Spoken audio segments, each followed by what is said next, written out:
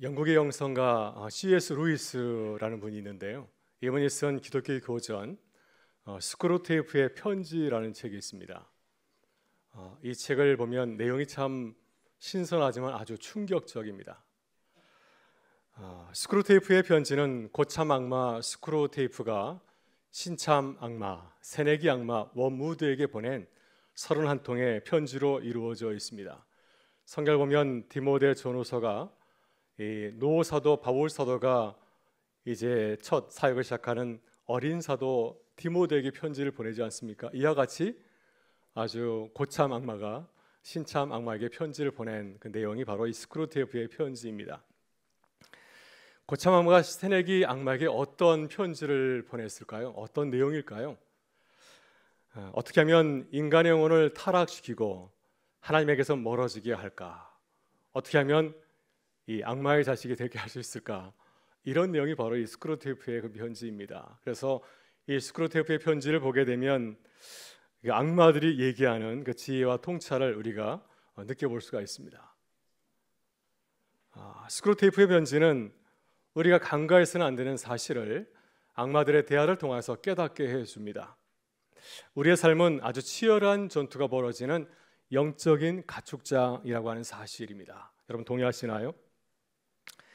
특히 우리의 일상과 생각은 아주 고요하고 평화로운 것처럼 보이지만 실상은 우리 영혼의 운명을 놓고 악마와 치열한 전투가 벌어지는 현장이기도 합니다. 악마는 우리를 넘어뜨리려고 계속해서 우리의 생각을 흔들지 않습니까? 그럴듯한 말과 생각으로 우리를 유혹하고 시험하고 있습니다. 만일 우리가 깨어있지 아니하고 방심한다면 어떻게 될까요? 우리의 삶은 악마가 원하는 대로 무너질 수밖에 없습니다. 여러분, 악마가 우리를 유혹하는 방법이 무엇일까요? 첫 번째 편지에서 고참 악마는 신참 악마 워무드에게 그가 해야 하는 일이 무엇인지를 알려줍니다.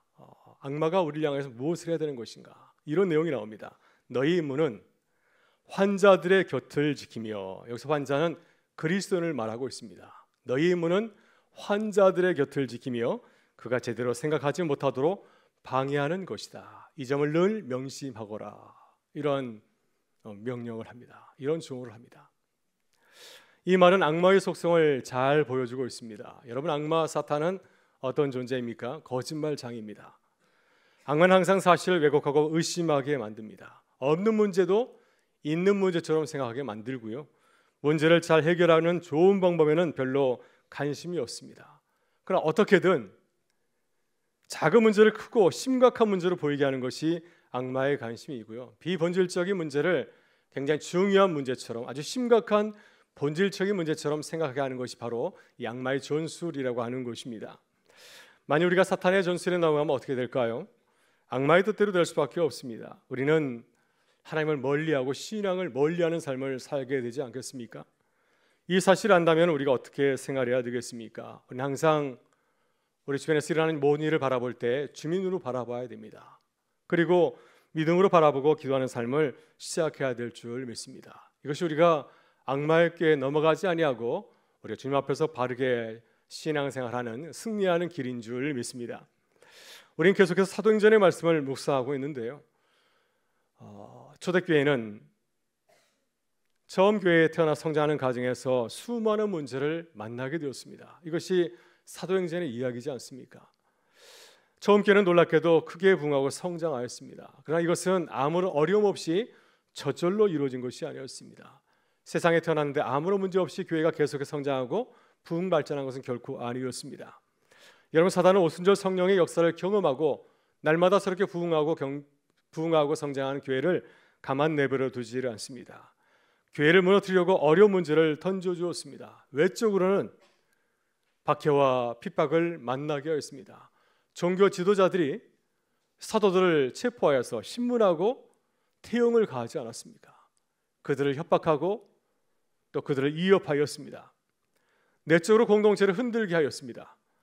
아나니아와 삽비라 부부처럼 부정한 일을 도모하게 해서 교회가 외적인 위협을 받지 않는다 할지라도 내부적으로 무너뜨릴 수 있도록 이렇게 어려움을 주지 않았습니까?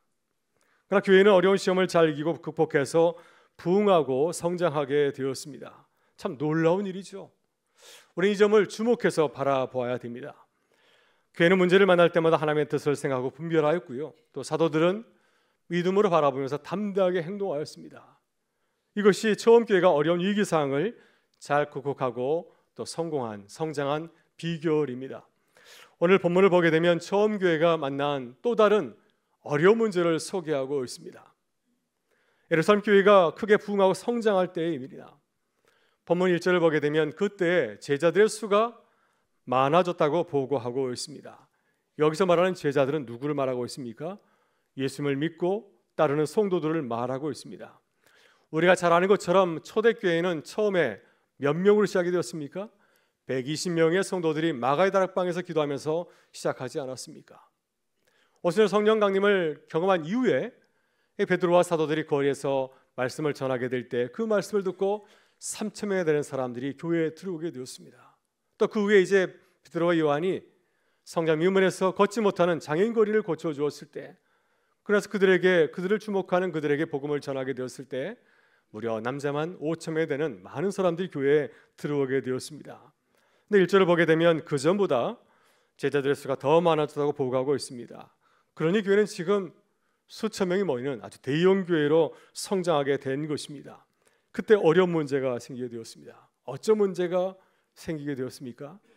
오늘 본문 1절을 보게 되면 헬라파 유대인 가부들이 교회에서 베푸는 구제를 받지 못하여서 원망하게 되었습니다.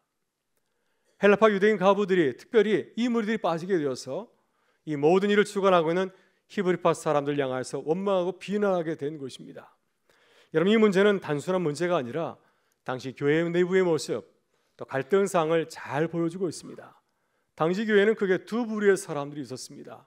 한 부류는 히브리파 사람들, 또 한 부류는 헬라파 사람들이었습니다. 히브리파 유대인은 어떤 사람들일까요?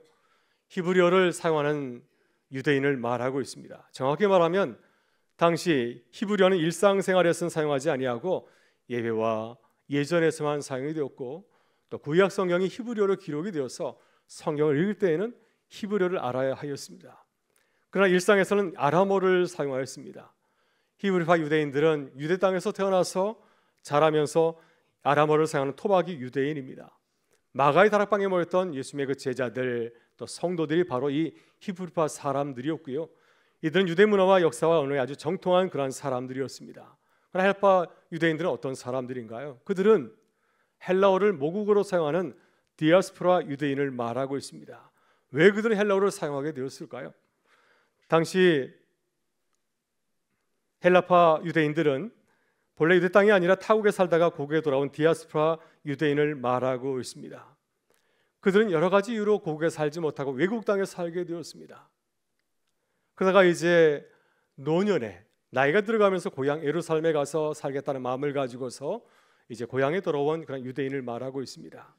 당시 많은 유대인들이 고향에 돌아가서 여생을 보내겠다고 귀환한 사람들이 참 많았다고 합니다. 그러나 이들은 아람어를 살 줄 모르고 헬라어를 구사하였습니다. 왜냐하면 당시 헬라어는 만국 공용어였습니다. 지금 영어로 사용하면 어디든지 다 다니면서 자유롭게 행동할 수 있는 것처럼 당시에는 헬라어가 로마족에서 모든 사람이 통용하는 공식 모국어였습니다. 그래서 다른 언어를 비울 필요가 없었습니다. 그들은 또한 언어뿐만 아니라 문화적으로도 헬라 세계의 문화가 더 변하고 익숙하였습니다. 그러다 보니까 고국에 돌아와서도 언어와 문화가 다른 히브리파 유대인들과 잘 어울리지 못하게 되었고요. 또 그들은 다수가 아니라 소수이기 때문에 그들이 속한 공동체에서 차별과 소외를 당하기도 하였습니다. 특히 헬라파 유대인들 가운데서 가부들의 삶이 무척 어려웠습니다. 이 가부들은 남편을 따라서 고향에 돌아왔다가 남편이 세상을 떠나서 홀로가 된 사람을 말하고 있습니다. 언어 다르고 가족과 친척이 없는 이 타국 땅에서, 고향 땅에서 이 가부들은 많은 어려움을 겪었고 또 더욱더 가난한 삶을 살게 되었을 것입니다. 바로 이러한 헬라파 가부들이 초대교회가 배우는 구제 사역 가운데서 이제 누락하게 된 것입니다. 납비들의 자유에 따르면 유대인의 구제 방식은 크게 두 가지였다고 합니다. 하나는 가난한 자들 위한 그릇이 있었고요. 또 하나는 가난한 자들 위한 바구니가 있었습니다. 이 두 가지 방식을 통해서 가난한 사람들을 구제하는 그러한 방식이 있었는데, 가난한 자들 위한 그릇은 빵과 콩 그리고 과일과 같이 매일 분배하는 음식을 말하고 있습니다.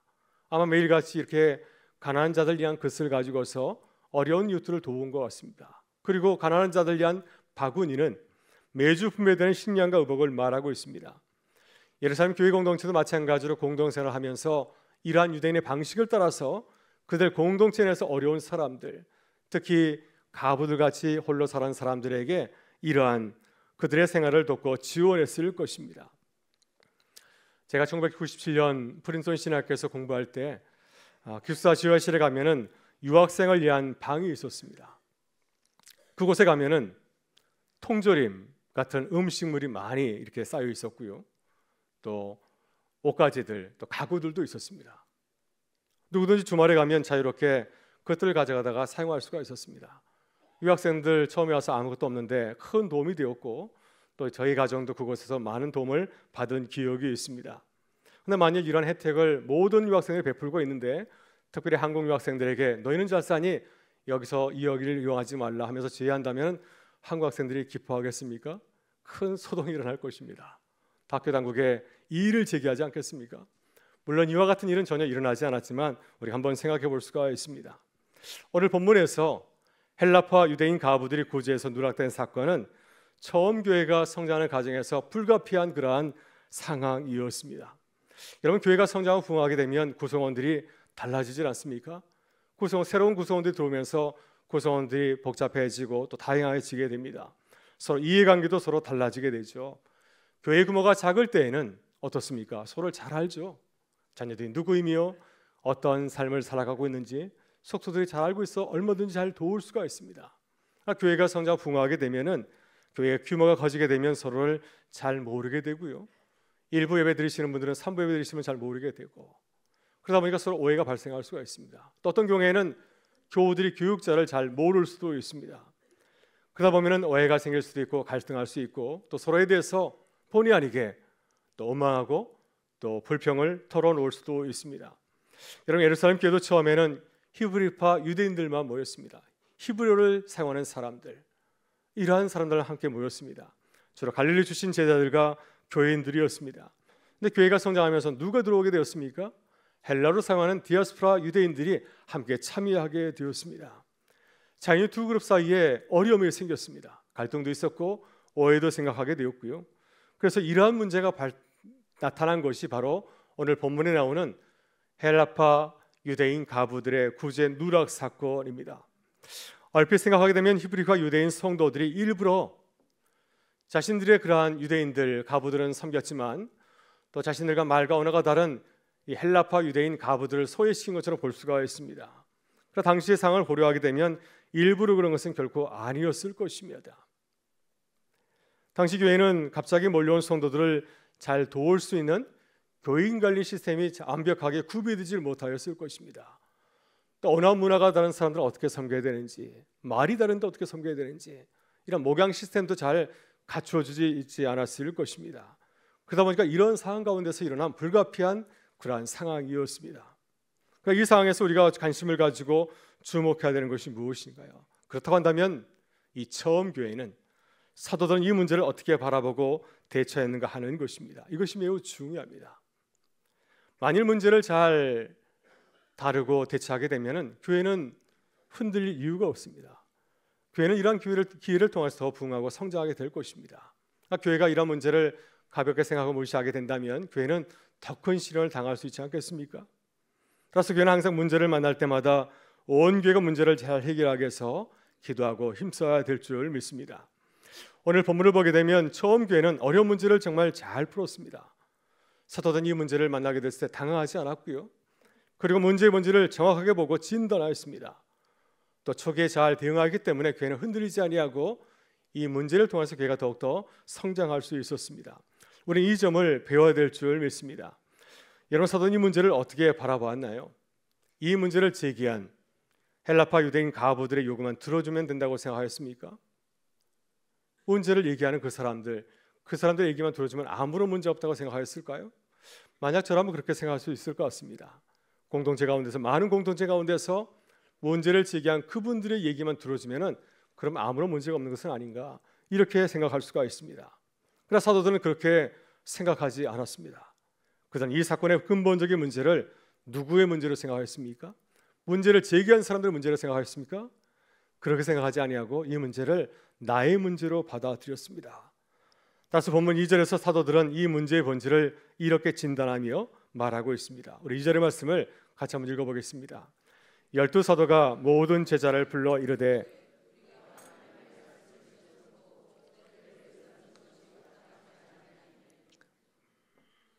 여러분 그렇습니다. 사도들은 이 문제를 보면서 그들의 한계를 인정하였습니다.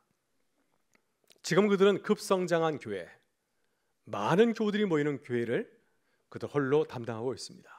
12사도들이 수천 명이 모이는 그 교회를 이렇게 목회를 하고 있습니다. 모든 예배에서 하나님의 말씀을 전해야 되고 또 이 어려운 사람들을 돕는 구제 현장에도 직접 참여해서 그것을 시행을 해야 되는 것입니다.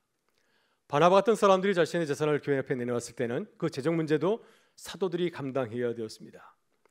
이렇게 사도들이 바쁘고 여유가 없다 보니 그만 헬라파 가부들을 빠뜨리는 그런 사역의 공백이 일어나게 된 것입니다. 여러분 출애굽기 18장을 보게 되면 모세도 광야에서 이와 같은 일을 만나게 되지 않았습니까? 모세는 광야에서 그 많은 백성들이 일을 혼자 도맡아 하였습니다. 아침에 일찍 일어나서 저녁에 잠에 들 때까지 백성들이 가져오는 문제를 재판하지 않았습니까? 그래서 모세는 한 시간도 쉴 틈이 없었고 사람들은 오랫동안 이 모세의 재판을 기다려야 하였습니다. 이 모습을 지켜본 모세의 장인 이드로가 모세의 문제를 진단하고 이렇게 조언하고 있습니다. 출애굽기 18장 17절과 18절의 말씀을 같이 한번 보도록 하겠습니다. 모세 장인이 그에게 이르되 내가 하는 이것이 옳지 못하도다. 너와 함께한 이 백성의 필경 기력이 쇠하리니 이 일이 내게 너무 중함이라 내가 혼자 할 수 없으리라. 아멘. 무슨 이야기입니까? 만일 모세가 광야에서 모든 백성의 문제를 혼자 도맡아 하게 되면은 모세도 힘들고 이스라엘 백성도 힘들게 된다고 하는 것입니다. 그러니 혼자 하지 말고 그 일을 나눌 것을 그에게 당부하였습니다.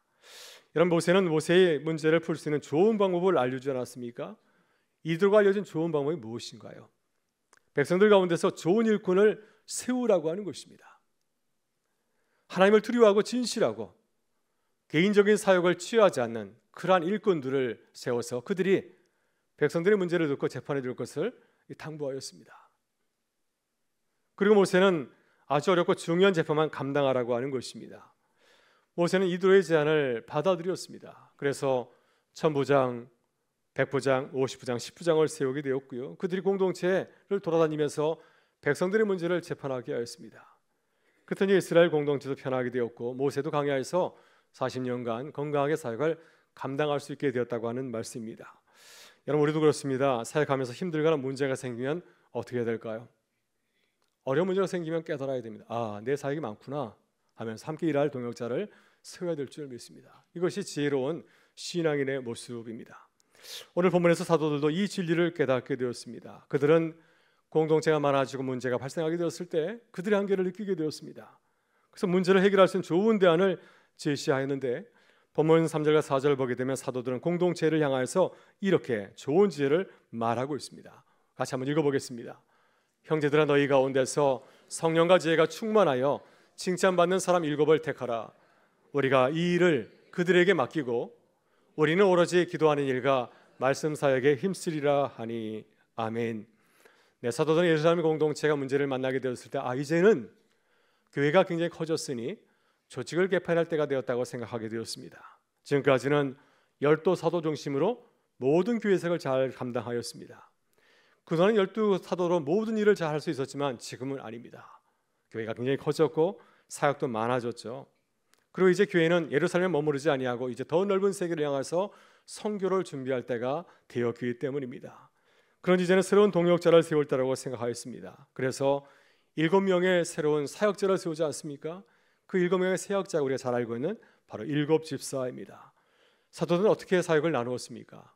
사도들은 7집사에게 이 특별히 헬라파 유대인 가부들을 돕는 구구제 사역을 전담할 수 있도록 그들에게 일을 맡기게 되었고 그 나머지 일 가운데서 어떤 일을 하였습니까?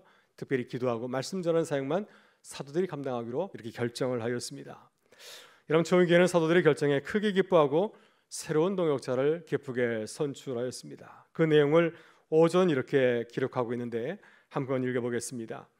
온 무리가 이 말을 기뻐하여 믿음과 성령이 충만한 사람 스데반과 또 빌립과 프로고로와 니가노르와 디몬과 바메나와 유대기 입구했던 안디옥 사람 니골라를 택하여. 아멘. 네. 여러분, 처음 교회가 어려운 문제를 만난 것이 사실이죠. 원망이 터져 나왔습니다. 그러나 교회는 이 원망의 소리를 들을 때 그 문제를 잘 해결해 나갔습니다. 이것이 좋은 교회라고 생각이 듭니다.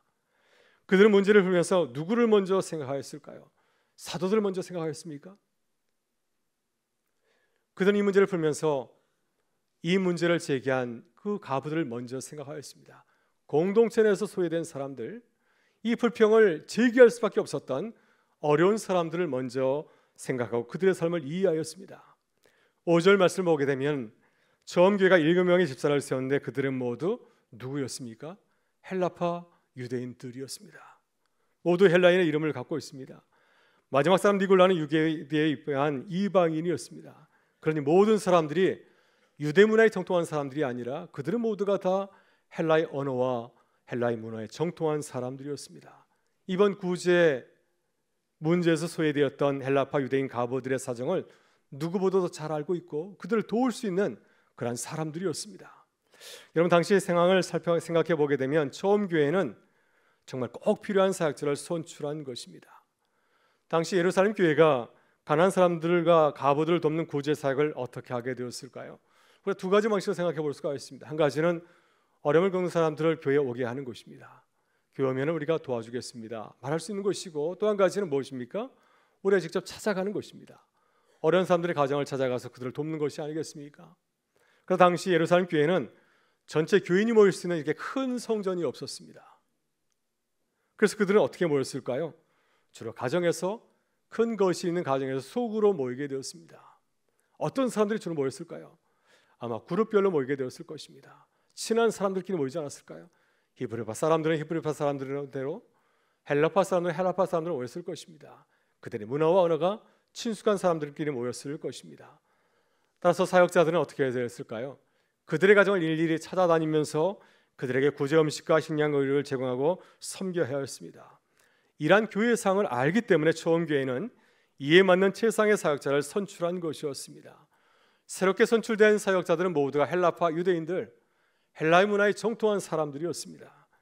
그들은 헬라파 유대인들의 사정을 잘 알고 있기 때문에 그들을 쉽게 찾아가고 그들과 대화를 하면서 그들의 어려움을 잘 듣고 그들에게 어려움을 해결할 수 있는 좋은 것들을 다 제공해 주었을 것입니다. 이렇게 교회는 어려운 문제를 만났지만 믿음으로 문제를 바라보면서 잘 해결하였습니다. 누가 보다 기뻐할 수 있는 방법으로 해결하였고요. 특별히 어려운 문제를 제기하였던 그분들이, 원망을 제기했던 헬라파 유대인 가부들이 기뻐할 수 있는 방법으로 문제를 해결하려고 노력하기 때문에 이런 좋은 결과를 가져오게 된 줄 믿습니다. 그래서 교회는 어떻게 되었습니까? 모든 사람들이 기뻐하였습니다. 하나님의 역사를 바라보면서 기뻐하고, 또 이 좋은 소문이 세상에 퍼지게 되었을 때 교회는 더욱더 든든히 서게 되었고 부흥하고 성장하게 되었고요. 오늘 본문을 보게 되면 제사장들까지 교회에 나오는 역사가 일어나게 된 것입니다. 우리 7절 말씀을 같이 한번 읽어보겠습니다. 하나님의 말씀이 점점 왕성하여 예루살렘에 있는 제자의 수가 더 심히 많아지고 허다한 제사장의 무리도 이 도에 복종하니라. 아멘. 여러분, 사단은 교회가 잘 되는 거, 성도들이 잘 되고 성장하는 것을 참지 못합니다. 그래서 교회를 넘어뜨리려고 하지 않습니까? 교회의 어려운 문제를 던져줍니다. 문제를 보고 두려워하고 겁을 먹게 하고요, 또 문제를 보고 낙심하고 절망하게 만듭니다. 아니면 서로 책임을 전가하거나 비방하게 합니다. 만일 이러한 사탄의 속임수에 넘어가게 되면 교회가 어떻게 될까요? 교회는 큰 시를 만나게 되고 넘어질 수밖에 없습니다. 그러나 교회가 주민으로 바라보게 되면은 상황은 전혀 달라지지 않습니까? 하나님의 뜻은 무엇입니까? 왜 하나님께서 우리에게 어려운 문제를 던져줄까요? 낙심하고 절망하라고 던져주겠습니까? 주님께서 이렇게 문제를 주시는 것은 우리의 믿음이 자라고 견고하게 하기 위해서고요, 교회가 더욱더 성장 풍성하게 하기 위해서 우리에게 잠시 어려움을 주시는 줄 믿습니다. 따라서 우리는 문제를 두려워하지 말고 믿음으로 바라봐야 됩니다. 하나님의 뜻을 분별하며 성령 안에서 더욱 힘써 기도해야 될 줄 믿습니다. 이것이 오늘 초대교회 문제를 통해서 우리에게 주시는 하나님의 말씀입니다. 이 말씀을 늘 기억하고 기도하실 수 있기를 바랍니다. 그래서 믿음으로 해결하는 교회가 되기를 간절히 소망합니다. 오늘 우리 교회도 어려운 문제를 만났습니다. 우린 지금 이 문제를 잘 풀어가고 있습니다. 어떻게 이 문제를 잘 풀어가야 될까요? 오늘 주님께서 보여주신 사도들의 모습을 우리가 함께 기억하실 수 있기를 바랍니다. 여러분, 사도들은 누구를 비방하거나 비난하지 않았습니다. 이 문제를 다른 사람의 문제로 생각하지 아니하고 내 문제로 생각하지 않았습니까? 오직 내가 할 일만을 생각하고 기도하고 순종하였습니다. 또 홀로 하지 아니하고 함께 일할 동역자를 세워서 함께 문제를 풀어갔습니다. 우리도 그렇습니다. 사도들처럼 믿음으로 문제를 바라볼 수 있기를 바랍니다. 이것은 내 문제구나, 이것은 목사님의 문제지 라고 생각하지 마시고, 이것은 우리 함께 기도할 문제구나 이렇게 생각하시고 함께 기도할 수 있기를 바랍니다. 우리 교회는 교회 문제를 내 문제로 생각하고 열심히 헌신하는 분들이 얼마나 많은지 모릅니다. 얼마나 감사한지 모릅니다. 우리 교우들의 수고 헌신으로 우리 교회가 여기까지 온 줄 믿습니다. 지난 구청합 시위도 그렇고요, 또 구청합 촛불기도도 많은 성도들이 바쁜 가운데서 참여하지 않았습니까? 우리 교우들이 함께 참여했기 때문에 오늘 여기까지 우리가 온 줄 믿습니다. 그래서 우리 교우들 바라보면서 서로 격려하고 또 칭찬하고 축복하는 그런 교회가 되기를 간절히 소망합니다. 이제 우리 교회가 더욱더 기도에 힘쓰는 교회가 되길 간절히 바랍니다. 하나님의 선한 역사로 이 재척을 이루어갈 수 있도록 더 힘써 기도하실 수 있기를 바랍니다. 그래서 우리 교회가 어려운 문제를 잘 해결하고 하나님의 놀라운 그 역사를 보여줘 증거하는 기쁨을 누릴 수 있기를 주의 이름으로 축원합니다.